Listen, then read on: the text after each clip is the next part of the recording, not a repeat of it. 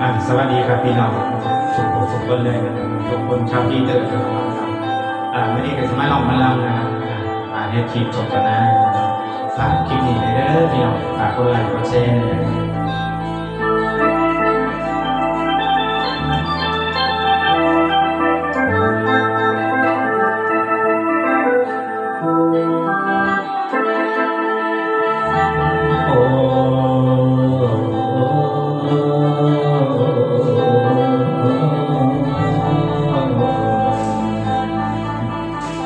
โอ้ยโอ้ยฟ้าเอ้ยฟ้าห้องลายภายหน้านอนไว้ตูดอนลาว่าจะได้กินตอนเฮ็ดบุญเงินแล้วก็แล้วสู้คนเงินแล้วก็แล้วบ่มีมือได้แต่คอยบ่มีสิสอนเอ็นก็มีเว้น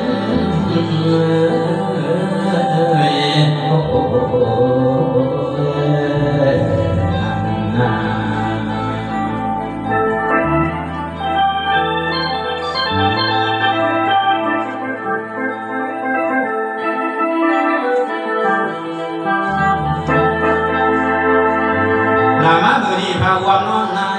ห้องอาน้ำทองฝ่าแจงซองใบหนังสือมาทองทำมาโบดเอาพาโน้นพาไทยตัวของผมนอนอยู่ในวัดอ่อนหนังสือกับบ่อใดมันลอยเลื่อนกวนสมองเพราะปั่นฟ้องขวานนกถูกงูลงมันชวนโกนลาไปเอาคันนี้มุ่งทั้งอุบาสกทั้งน้องทั้งแดนดินอินทนาปานาคอนท้อง